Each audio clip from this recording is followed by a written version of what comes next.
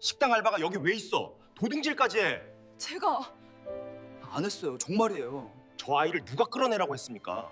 식당 알바가 왜 여기 있어? 설마 도둑이야? 제가 안 했어요. 정말이에요.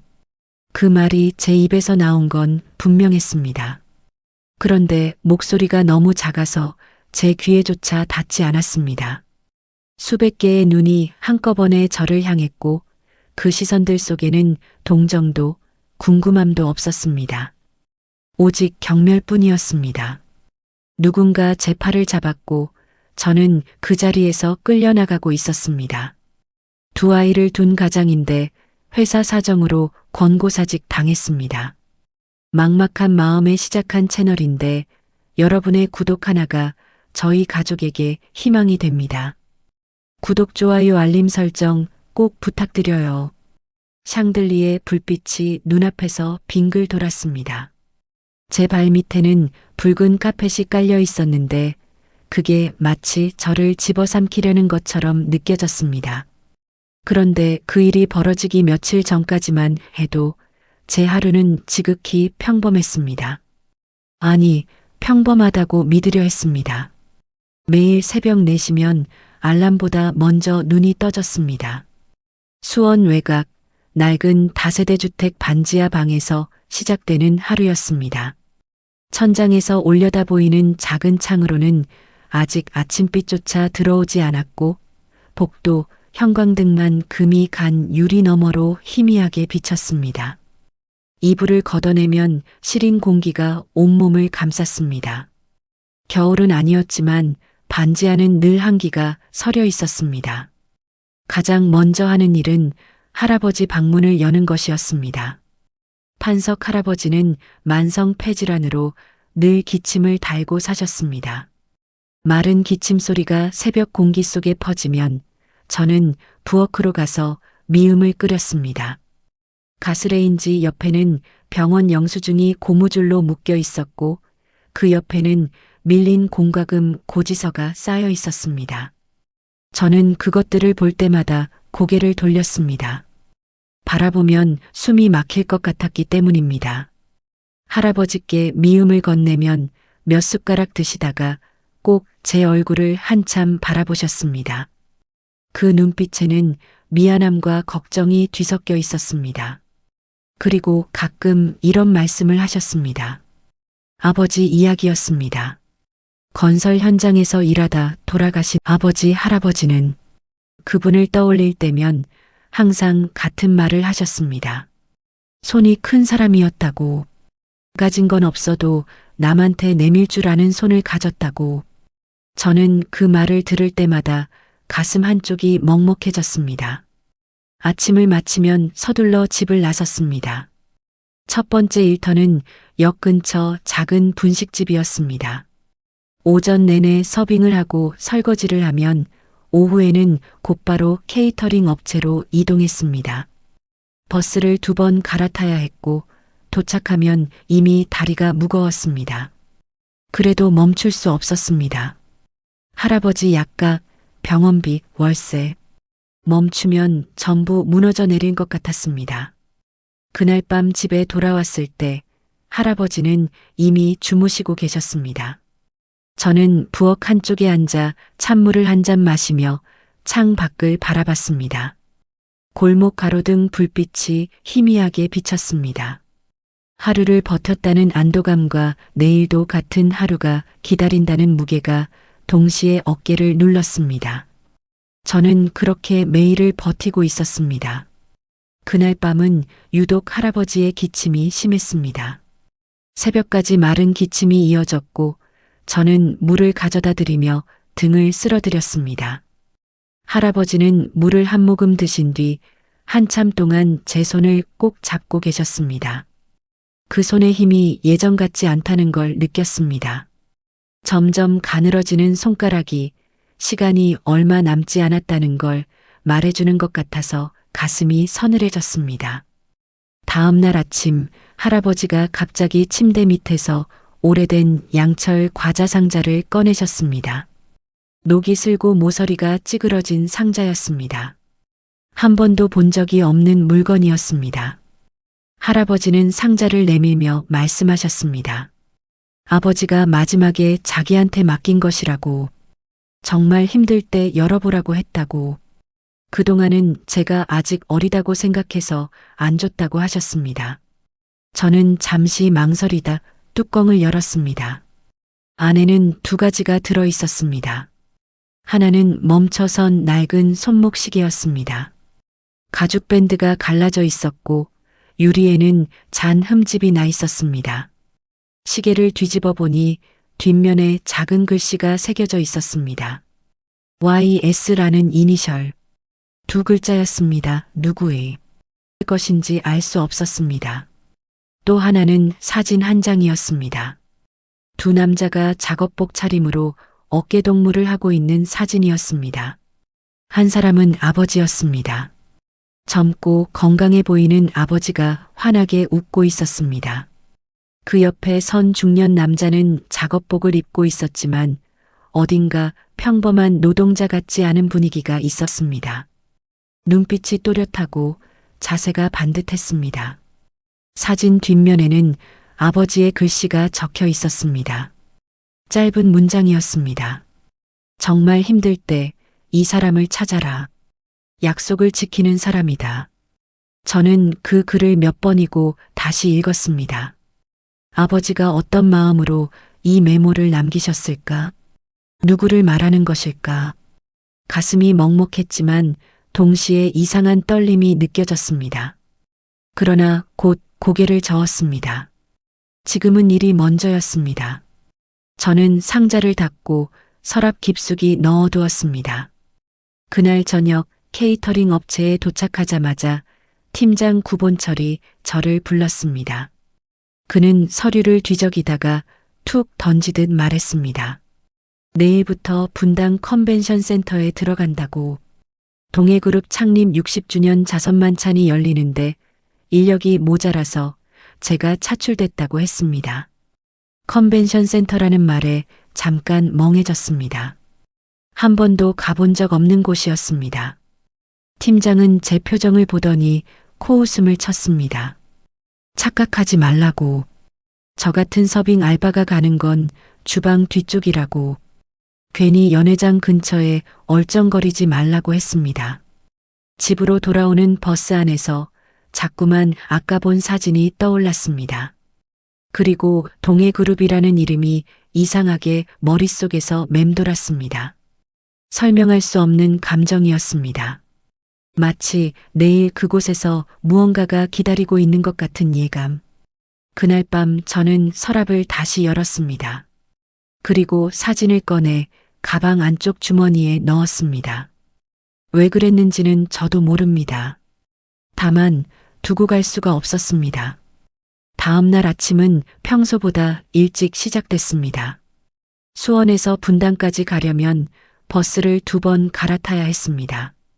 출근 시간과 겹치자 차 안은 사람들로 가득 찼고 저는 뒷문 옆에 겨우 서서 손잡이를 붙들었습니다. 가방 안쪽 주머니에 넣어둔 사진이 자꾸 신경 쓰였습니다. 몇 번이나 꺼내보다가 다시 넣기를 반복했습니다. 사진 속 아버지의 웃는 얼굴을 볼 때마다 가슴 한쪽이 뜨거워졌습니다. 분당에 도착했을 때 저는 잠시 걸음을 멈출 수밖에 없었습니다. 눈앞에 펼쳐진 풍경이 너무 낯설었기 때문입니다. 높은 유리 건물들, 깔끔하게 정돈된 가로수, 세련된 옷차림의 사람들. 수원 외곽의 낡은 골목과는 완전히 다른 세상이었습니다. 지도 앱을 보며 몇 분쯤 걸으니 커다란 건물이 시야에 들어왔습니다. 분당 컨벤션 센터. 입구 앞에는 검은색 고급 세단들이 줄지어 서 있었고 정장을 입은 직원들이 분주하게 움직이고 있었습니다. 저는 유리벽에 비친 제 모습을 봤습니다. 낡은 운동화, 허름한 점퍼, 케이터링 업체 로고가 박힌 앞치마. 이곳과는 전혀 어울리지 않는 차림이었습니다. 그때 뒤에서 팀장 구본철의 목소리가 들렸습니다. 멍하니 뭐하냐고, 처음 와봤냐고 비웃듯 말했습니다. 저는 조용히 고개를 숙였습니다. 팀장은 주변을 둘러보며 낮은 목소리로 신신당부했습니다. 오늘 큰 행사가 있다고. 재벌 인사들이 다 모이는 자리라고. 우리 같은 사람은 벽지랑 똑같으니 거기 있대 안 보여야 한다고 했습니다. 저는 짧게 대답했습니다. 건물 안으로 들어서는 순간 눈이 저절로 커졌습니다. 천장이 높았고 거대한 조명이 은은한 빛을 쏟아내고 있었습니다. 바닥은 광이 나는 대리석이었고 발걸음을 옮길 때마다 구두 소리가 또각또각 울렸습니다. 복도 양쪽으로는 커다란 그림들이 걸려 있었고 저 끝에는 유리 너머로 만찬장이 보였습니다. 그 안에서는 이미 테이블 세팅과 꽃 장식이 한창이었습니다. 케이터링 카트를 밀며 주방 쪽 복도를 따라 걸었습니다. 카트 바퀴가 대리석 위에서 작은 소리를 냈습니다. 최대한 눈에 띄지 않으려 고개를 숙였지만 주변 풍경이 계속 시선을 잡아당겼습니다. 그때 앞에서 깔끔한 정장 차림의 여자가 걸어오고 있었습니다. 이름표에 진소라 행사총괄 매니저라고 적혀 있었습니다. 표정은 차갑고 단호해 보였습니다. 그런데 이상한 일이 벌어졌습니다. 진소라가 저와 눈이 마주치는 순간 걸음을 멈춘 것입니다. 아주 짧은 순간이었습니다. 어디선가 본 얼굴을 떠올리는 것 같은 놀란 듯한 표정이었습니다. 그러나 금세 아무 일도 없다는 듯 차갑게 말했습니다. 주방 쪽 복도만 이용하라고. 저는 고개를 숙여 인사한 뒤 카트를 밀고 지나갔습니다. 그런데 등 뒤로 느껴지는 시선이 한참 동안 사라지지 않았습니다. 분명히 이상한 반응이었습니다. 저를 아는 사람일 리 없는데 그 눈빛은 낯선 사람을 보는 눈이 아니었습니다. 주방과 복도를 오가며 일하는 동안 직원들 사이에서 떠도는 이야기가 귀에 들어왔습니다. 오늘 동해그룹 최용수 회장이 직접 온다는 소문이었습니다. 창립 60주년이라 회장이 직접 참석해서 축사를 한다는 이야기. 누군가가 낮은 목소리로 말했습니다. 제게 순이 10손가락 안에 드는 분이라고. 그 말을 듣는 순간 가슴이 이상하게 뛰었습니다. 최용수 저는 쉬는 시간에 휴대폰을 꺼내 검색창에 그 이름을 입력했습니다. 사진이 바로 나타났습니다. 단정한 정장을 입은 중년 남자가 미소를 짓고 있었습니다. 그리고 그 얼굴을 보는 순간 손이 멈췄습니다. 가방에서 아버지의 사진을 꺼내 나란히 놓고 비교했습니다. 세월이 흘러 모습이 달라졌지만 눈매가 닮아 있었습니다. 사진 속에서 아버지와 어깨를 나란히 하고 웃던 그 남자 확신할 수는 없었지만 심장은 이미 대답을 알고 있는 것처럼 빠르게 뛰고 있었습니다. 오후가 되자 행사 준비가 본격적으로 시작됐습니다. 저는 주방에서 식자재를 나르라는 지시를 받고 지하 창고로 내려갔습니다. 어둡고 습한 공간이었습니다. 선반 사이를 지나며 필요한 물건을 찾는데 구석에 먼지가 두껍게 쌓인 서류 상자 하나가 눈에 들어왔습니다. 상자 옆면에 작은 글씨가 적혀 있었습니다. 분당 물류센터 리모델링 안전점검 서류. 저도 모르게 손이 움직였습니다. 뚜껑을 열자 오래된 파일들이 가득 들어 있었고 먼지가 날렸습니다. 파일 하나를 꺼내 종이를 넘기던 손이 갑자기 멈췄습니다. 작업자 명단이 적힌 페이지였습니다. 그리고 거기에 선명하게 찍혀 있었습니다. 이정호, 아버지 이름이었습니다. 심장이 한 박자 멈추는 것 같았습니다. 아버지가 이곳에서 일했다는 뜻이었습니다. 사진 속의 장소, 봉투의 메모, 그리고 이 건물. 머릿속에서 무언가가 하나씩 연결되기 시작했습니다. 그때 뒤에서 갑자기 문이 열렸습니다. 돌아보니 양복 차림의 남자가 서 있었습니다. 날카로운 눈매에 입을 꽉 다문 얼굴. 가슴에 달린 사원증에는 남기태 시설관리 이사라고 적혀 있었습니다. 그는 제 손에 들린 서류를 보자마자 표정이 굳었습니다. 성큼 다가오더니 종이를 낚아챘습니다. 직원 구역 문서라며 케이터링 인력이 건드릴 물건이 아니라고 했습니다. 목소리가 생각보다 거칠었습니다. 저는 당황해서 죄송하다고 말했지만 그는 서류를 상자에 거칠게 밀어넣으며 저를 똑바로 노려봤습니다. 여기서 본 거 밖에서 떠들면 내일부터 일 없다고 생각하라고 했습니다. 그 말에는 단순한 경고가 아니라 묘한 위협이 담겨 있었습니다. 그는 상자를 들고 나갔고 문이 닫히자 창고는 다시 조용해졌습니다. 저는 그 자리에 한참 서 있었습니다. 손이 떨리고 있었습니다. 방금 본 아버지의 이름이 머릿속에서 계속 맴돌았습니다. 단순한 우연이 아닐 수도 있다는 생각이 가슴 깊은 곳에서 서서히 커지고 있었습니다. 그리고 남기태라는 사람의 반응이 계속 마음에 걸렸습니다. 단순히 서류를 건드렸다는 이유만으로 저렇게 위협할 필요가 있었을까? 오후로 접어들자 컨벤션 센터 전체의 분위기가 완전히 달라졌습니다. 아침에는 준비로 분주하던 직원들이 이제는 긴장한 표정으로 각자의 위치를 지키고 있었습니다. 복도마다 꽃 장식이 놓였고 만찬장 입구에는 붉은 카펫이 깔렸습니다. 잔잔한 클래식 음악이 스피커에서 흘러나왔고 테이블 위에는 고급 식기와 와인잔이 가지런히 정렬되어 있었습니다. 저는 주방에서 음식 트레이를 정리하며 그 모습을 복도 너머로 바라봤습니다. 이곳은 여전히 낯선 세계였습니다. 그러나 오늘만큼은 단순히 낯선 곳이 아니었습니다. 이 건물 어딘가에 아버지와 연결된 무언가가 숨겨져 있을지 모른다는 생각이 머릿속에서 떠나지 않았습니다. 잠시 후 복도에서 웅성거리는 소리가 들렸습니다. 직원들이 작은 목소리로 이야기하고 있었습니다. 회장님이 도착했다고. 지금 전용 엘리베이터로 올라오고 있다고. 그 말을 듣는 순간 손에 들고 있던 접시를 내려놓았습니다.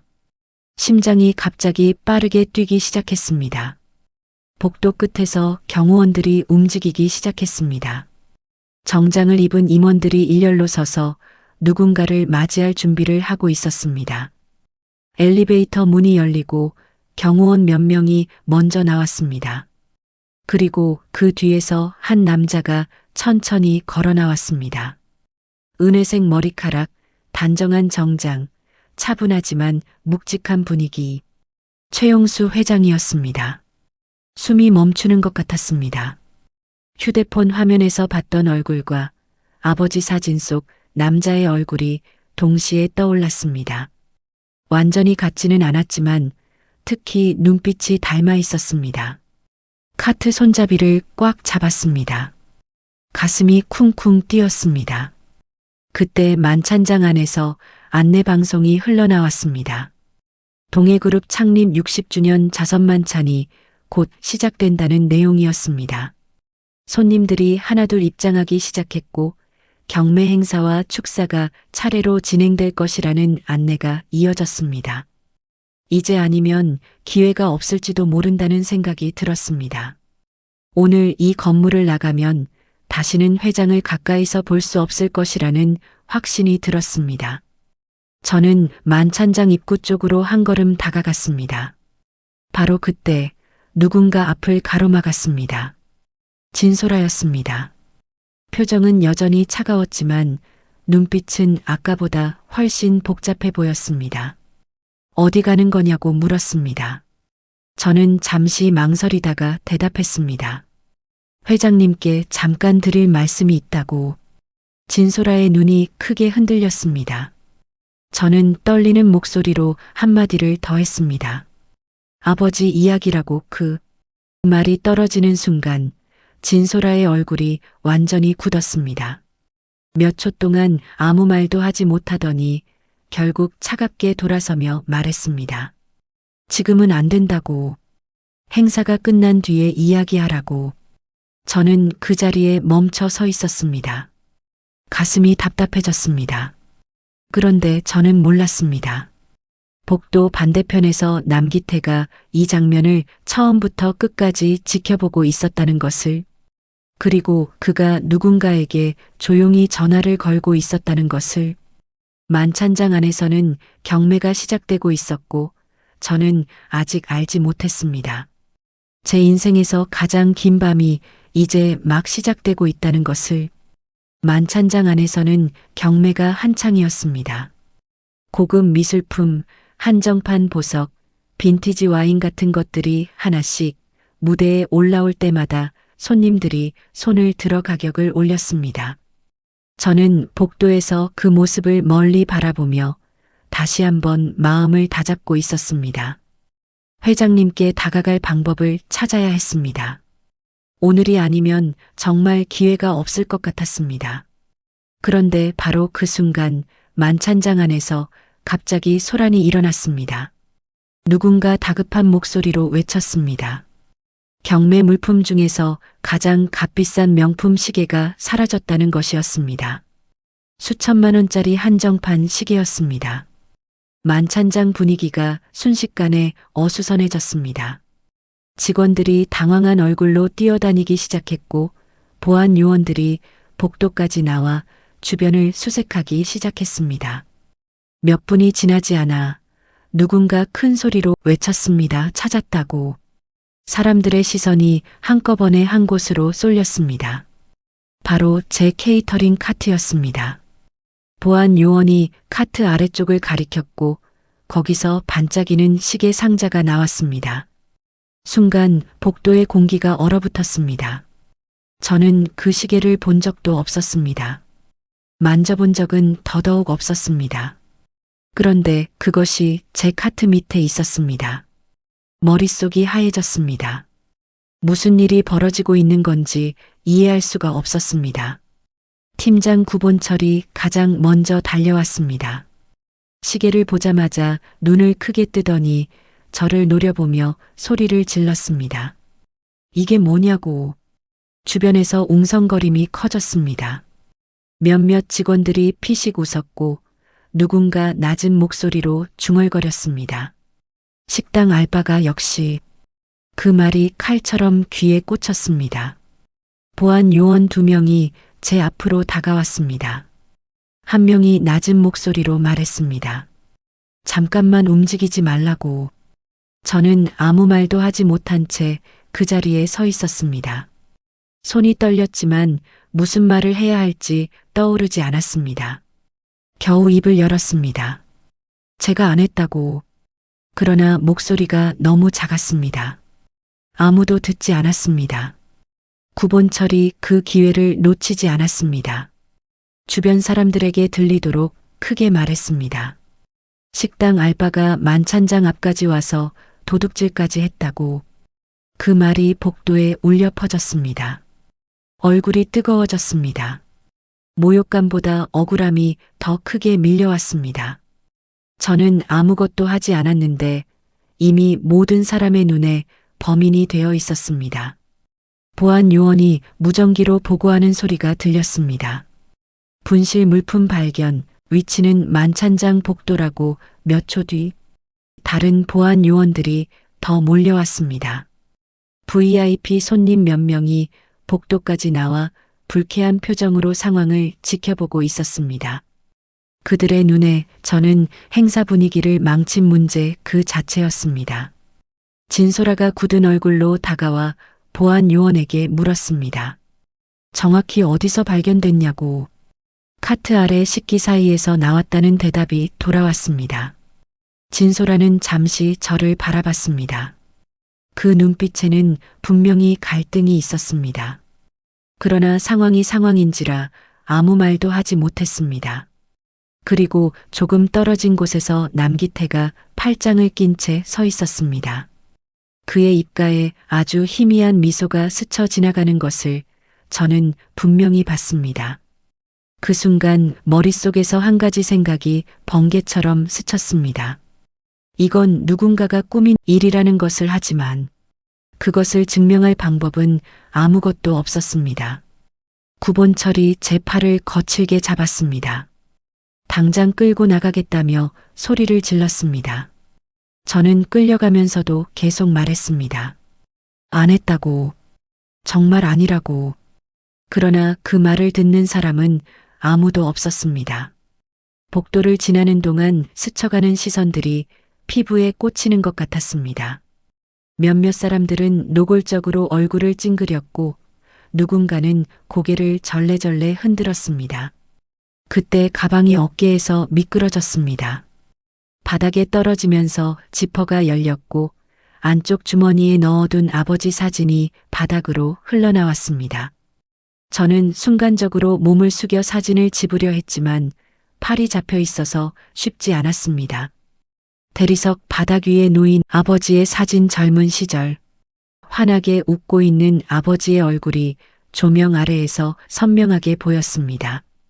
그 모습을 보는 순간 가슴 안에서 무언가가 무너져 내렸습니다. 아버지를 잃었습니다. 어머니에게도 버림받았습니다. 가난 속에서 하루하루를 이를 악물고 버텨왔습니다. 그런데 이제는 도둑이라는 이름표까지 붙었습니다. 눈앞이 흐려졌습니다.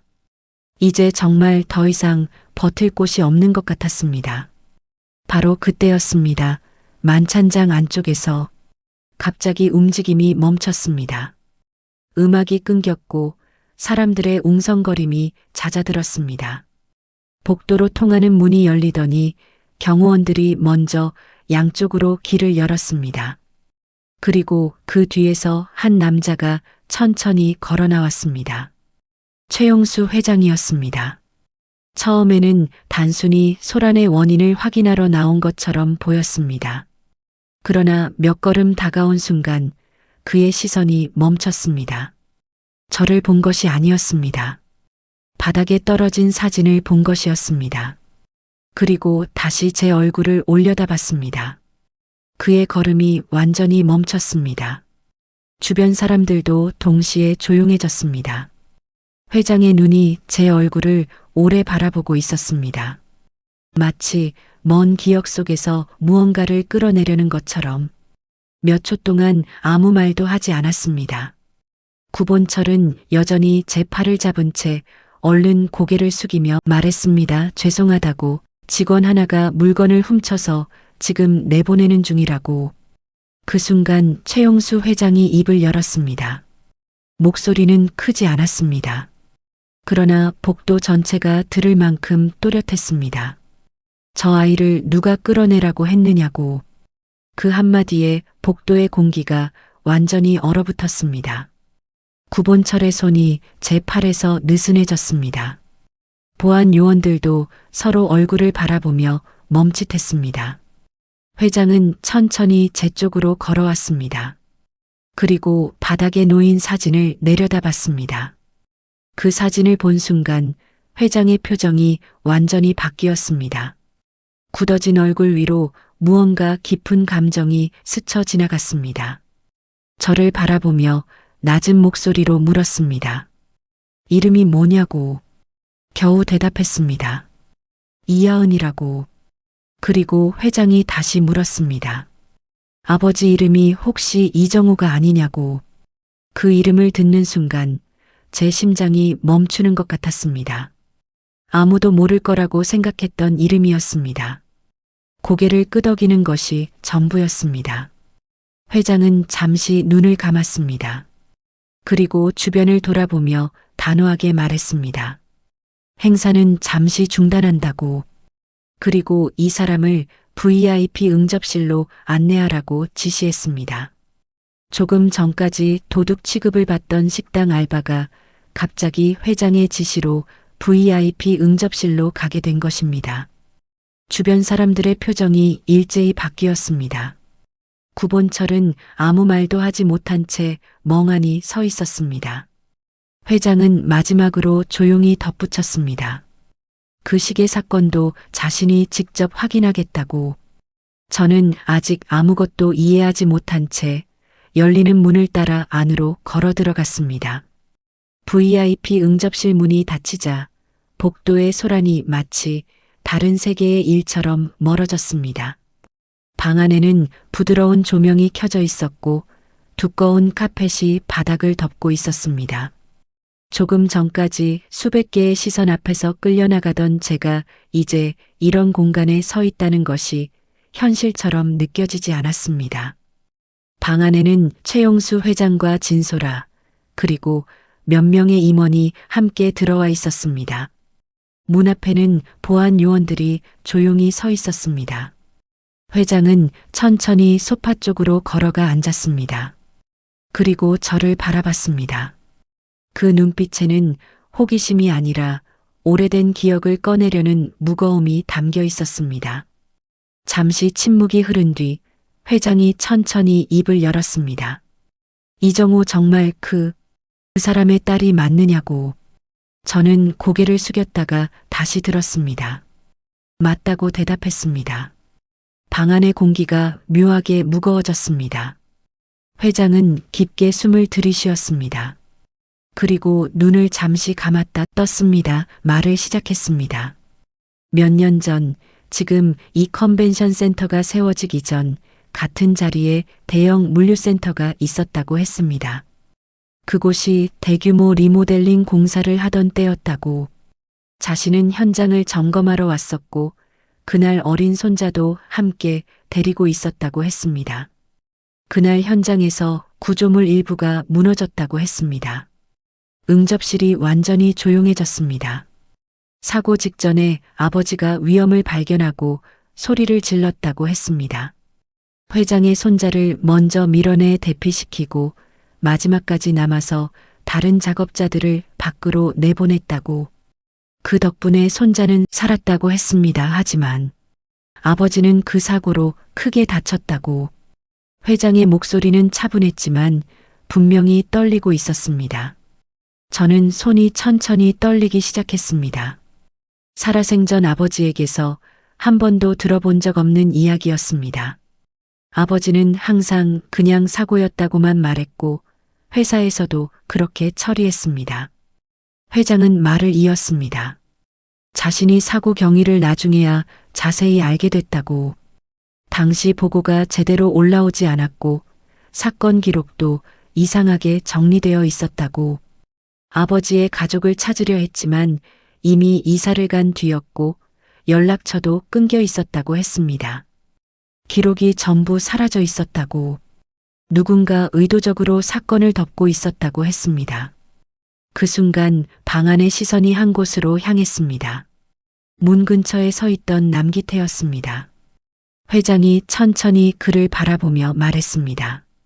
당시 안전관리 책임자가 바로 남기태, 당신이었다고. 남기태의 얼굴이 굳어졌습니다. 그때 진소라가 한 발 앞으로 나왔습니다. 얼굴이 창백했습니다. 그 일을 자기가 안다고 말했습니다. 방 안의 공기가 다시 얼어붙었습니다. 진소라는 떨리는 목소리로 설명하기 시작했습니다. 당시 자신이 현장 기록 담당이었다고.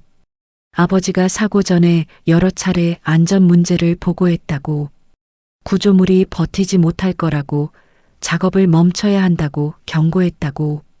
그러나 그 보고는 무시됐다고 했습니다. 공사 일정이 늦어지면 손해가 커진다며 그냥 진행하라는 지시가 내려왔다고. 그 지시를 내린 사람이 남기태였다고. 사고가 난 뒤에는 아버지의 안전경고 기록을 삭제하고 사고 원인을 작업자 부주의로 바꾸라는 지시를 받았다고. 그 문서를 자기가 다시 작성했다고 고백했습니다. 제 가슴이 세게 뛰기 시작했습니다. 저는 물었습니다. 왜 그랬냐고. 왜 지금까지 아무 말도 하지 않았냐고. 진소라의 눈에 눈물이 고였습니다. 겁이 났다고 했습니다. 그때 너무 어렸고 상사가 시키는 대로 하지 않으면 다 끝난다고 했다고. 이 사건이 커지면 프로젝트도 회사도 다 끝난다는 말을 남기태에게 들었다고. 회장이 조용히 물었습니다. 그러면 시계 사건도 남기태, 당신이 꾸민 것이냐고. 회장의 시선 아래에서 남기태의 눈이 크게 흔들렸습니다. 회장이 보안 책임자에게 고개를 돌렸습니다.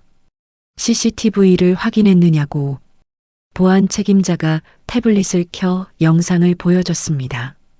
영상에는 제가 카트를 놓고 주방으로 이동하는 장면이 찍혀 있었고 몇 초 뒤 남기태 소속 직원이 주변을 살피며 카트 아래에 무언가를 밀어 넣는 장면이 선명하게 녹화되어 있었습니다. 응접실이 완전히 조용해졌습니다. 보안 책임자가 덧붙였습니다. 해당 직원은 이미 확보했고 남기태 이사의 지시를 받았다고 진술했다고. 남기태는 아무 말도 하지 못했습니다. 이마에 땀이 맺혀 있었습니다. 회장이 천천히 자리에서 일어났습니다. 아버지가 남기태의 잘못된 판단 때문에 목숨을 잃었는데 그것도 모자라 그 사건을 덮고 아버지의 딸까지 범인으로 만들려 했느냐고 물었습니다. 회장의 지시로 보안 요원들이 남기태를 데리고 나갔습니다. 남기태는 저항하려 했지만 결국 아무 말도 하지 못한 채 끌려나갔습니다. 문이 닫히고 응접실에는 깊은 침묵이 내려앉았습니다. 저는 여전히 그 자리에 서 있었습니다. 아직 아무것도 정리가 되지 않았습니다. 다만 한 가지만은 분명했습니다. 아버지의 죽음은 단순한 사고가 아니었다는 것. 그 진실이 지금 이 방 안에서 처음으로 모습을 드러내고 있다는 것. 회장은 응접실에서 나가기 전 잠시 저를 바라보며 말했습니다. 만찬장으로 가겠다고. 아버지의 이름은 더 이상 숨겨져서는 안 된다고. 그 말에는 분명한 결심이 담겨 있었습니다. 몇 분 뒤 만찬장은 다시 사람들로 가득 차 있었습니다. 조금 전 시계 사건으로 분위기가 어수선했지만 대부분의 손님들은 상황이 정리된 줄 알고 있었습니다. 그러나 무대 위로 다시 올라선 회장의 얼굴은 평소와 달랐습니다. 평온해 보이면서도 어딘가 무겁게 가라앉아 있었습니다. 사회자가 조심스럽게 안내했습니다. 회장님께서 잠시 말씀을 전하시겠다고. 만찬장이 조용해졌습니다. 회장은 마이크 앞에 섰습니다. 오늘 이 자리는 동해그룹 창립 60주년을 기념하는 자리라고 시작했습니다. 그러나 오늘 이 자리에서 반드시 해야 할 다른 이야기가 있다고 했습니다. 사람들이 서로를 바라보며 웅성거렸습니다. 회장은 잠시 말을 멈췄습니다. 그리고 천천히 이야기를 시작했습니다. 몇 년 전 이 건물이 세워지기 전 같은 자리에 있던 물류센터에서 한 사람이 목숨을 잃었다고. 그의 이름은 이정우라고. 그 이름이 처음으로 수백 명 앞에서 울려 퍼지는 순간이었습니다. 저는 만찬장 뒤쪽에 서서 그 말을 듣고 있었습니다. 심장이 세게 뛰었습니다. 숨을 쉬는 것조차 잊은 것 같았습니다. 회장은 말을 이었습니다. 그 사람은 단순한 노동자가 아니었다고. 자신의 손자의 생명을 구한 사람이라고. 현장이 무너지기 직전 다른 사람들을 먼저 내보내고 마지막까지 남았던 사람이라고. 그런데 그의 희생은 제대로 기록되지 않았다고. 오히려 사고 원인이 작업자 부주의로 정리됐다고 했습니다. 만찬장 곳곳에서 작은 숨소리가 들렸습니다. 회장의 목소리가 조금 더 단단해졌습니다. 오늘 자신은 그 잘못을 바로잡으려 한다고 말했습니다. 만찬장 뒤편 대형 스크린이 켜졌습니다. 사고 관련 서류 일부와 CCTV 영상, 그리고 은폐된 기록의 증거가 화면에 나타났습니다. 사람들의 웅성거림이 점점 커졌습니다. 기자석에서는 몇몇 기자들이 급히 메모를 시작했습니다. 회장이 마지막으로 말했습니다. 이정우 씨의 희생은 결코 잊혀져서는 안 된다고. 동해그룹은 이 사건을 공식적으로 재조사하고 끝까지 책임을 묻겠다고. 그리고 분명하게 덧붙였습니다. 그의 딸이 오늘 이 자리에 와 있다고. 순간 수백 개의 시선이 움직였습니다. 저는 만찬장 뒤쪽에 서 있었습니다. 조금 전까지 도둑으로 몰리던 식당 알바생이었습니다. 낡은 운동화에 케이터링 앞치마를 입은 채 서 있는 제게 모든 시선이 향한 것입니다. 다리가 떨렸습니다. 그러나 이번에는 수치심 때문이 아니었습니다. 회장이 손짓하며 앞으로 나오겠느냐고 물었습니다. 발걸음이 천천히 움직였습니다. 한 걸음 한 걸음이 무겁고도 가벼웠습니다. 무대 가까이 다가가자 회장이 말했습니다. 이분의 아버지는 오늘 우리가 서 있는 이 건물을 지키다 세상을 떠났다고. 그리고 우리는 그 사실을 너무 오래 외면했다고. 만찬장이 완전히 조용해졌습니다. 그때 누군가 손뼉을 치기 시작했습니다. 처음에는 아주 작은 소리였습니다. 그러나 그 박수는 점점 커졌습니다. 1명, 2명, 점점 더 많은 사람들이 손을 들었습니다. 곧 만찬장 전체에 박수가 울려 퍼졌습니다. 눈물이 흘렀습니다. 멈출 수가 없었습니다. 평생 처음으로 아버지의 이름이 이렇게 많은 사람 앞에서 존중받는 순간을 보고 있었습니다. 그동안 억울하게 묻혀있던 이름이 이제야 빛을 보고 있었습니다. 뒤쪽에서 진소라가 조용히 그 장면을 바라보고 있었습니다. 그녀의 눈에도 눈물이 고여 있었습니다. 만찬이 끝난 뒤 만찬장 밖 복도 창가에 서 있었습니다. 유리창 너머로 분당의 밤 불빛이 보였습니다. 수많은 건물과 차량의 불빛이 반짝이고 있었지만 제 마음은 여전히 복잡했습니다. 아버지의 이름이 사람들 앞에서 불리던 순간 가슴 깊은 곳에서 무언가가 무너져 내린 것 같았습니다. 그러나 동시에 오랫동안 눌려있던 무거운 것이 조금씩 거치는 느낌이었습니다. 뒤에서 조용한 발걸음 소리가 들렸습니다. 최용수 회장이었습니다. 무대 위에서 수백 명 앞에 섰던 강한 모습과는 달리 지금의 그는 피로가 깊이 묻어있는 한 사람의 노인처럼 보였습니다. 잠시 저를 바라보다가 말했습니다. 많이 놀랐을 거라고. 저는 잠시 대답하지 못했습니다. 그리고 조용히 말했습니다. 아버지가 어떤 사람이었는지 오늘 처음 알았다고. 회장은 천천히 고개를 끄덕였습니다. 아버지가 정말 좋은 사람이었다고 했습니다. 그날 구조물이 무너지기 직전에도 다른 사람들부터 나가라고 소리쳤다고. 자기 손자를 먼저 밀어내고 마지막까지 남았다고. 자신은 아버지에게 평생 갚지 못할 빚을 졌다고. 잠시 침묵이 흘렀습니다. 회장이 다시 입을 열었습니다. 제가 원한다면 학업을 다시 시작할 수 있도록 돕겠다고. 등록금과 생활비, 필요한 것은 모두 지원하겠다고. 이건 시혜가 아니라 자신이 갚아야 할 빚이라고 분명하게 말했습니다. 저는 한동안 아무 말도 할 수 없었습니다. 자존심과 고마움, 그리고 아직 정리되지 않은 슬픔이 뒤섞여 있었습니다. 잠시 후 조용히 대답했습니다. 생각해보겠다고. 회장은 고개를 끄덕이며 천천히 돌아섰습니다. 그리고 마지막으로 조용히 말했습니다. 할아버지께도 자신의 사과를 전해달라고. 그 말에는 진심이 느껴졌습니다. 회장의 발걸음이 복도를 따라 멀어졌습니다. 잠시 후 또 다른 발걸음이 들렸습니다. 진소라였습니다. 제 앞에서 멈추더니 한참 동안 아무 말도 하지 못했습니다. 그리고 결국 고개를 숙였습니다. 미안하다고.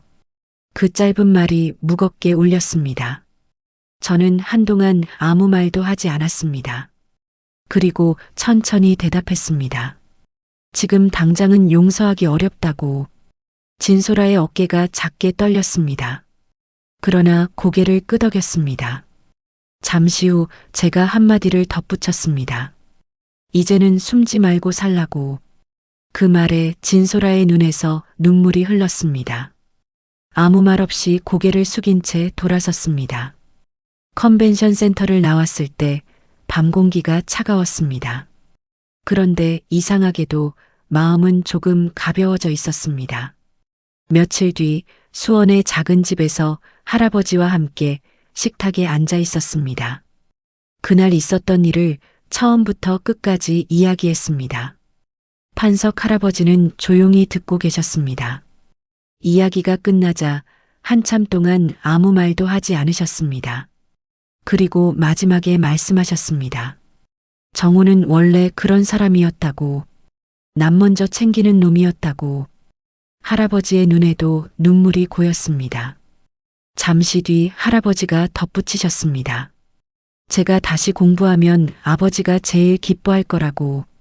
저는 천천히 고개를 끄덕였습니다. 몇 달이 흘렀습니다. 저는 대학 복학 신청서를 제출했습니다. 그리고 주말마다 작은 노동인권상담센터에서 자원봉사를 시작했습니다. 건설 현장에서 다친 노동자들, 임금을 받지 못한 사람들, 억울한 일을 당하고도 목소리를 내지 못하는 사람들이 그곳을 찾아왔습니다. 저는 그들의 이야기를 조용히 들었습니다. 그리고 마음속으로 생각했습니다. 아버지처럼 누군가에게 손을 내밀 수 있는 사람이 되고 싶다고. 어느 늦은 오후, 집 거실 작은 선반 위에 놓인 액자를 바라보고 있었습니다. 사진 속에는 젊은 시절의 아버지가 웃고 있었습니다. 그 옆에는 할아버지가 꺼내주셨던 낡은 손목시계가 나란히 놓여 있었습니다. 저는 조용히 말했습니다. 아빠, 이제야 알겠다고. 아빠 이름, 이제 아무도 숨기지 못할 거라고. 창밖으로 아침 햇빛이 천천히 들어오고 있었습니다. 며칠 전 새벽 4시, 빛 한 줄 들어오지 않던 반지하 방에서 시작된 이야기였습니다. 그런데 지금 이 순간, 창 너머로 들어오는 빛이 방 안가득 퍼지고 있었습니다. 멈춰있던 아버지의 시계를 손에 들었습니다. 여전히 바늘은 움직이지 않았지만 이상하게도 무겁지 않았습니다. 오히려 따뜻했습니다. 그 빛 속에서 저의 새로운 하루가 시작되고 있었습니다.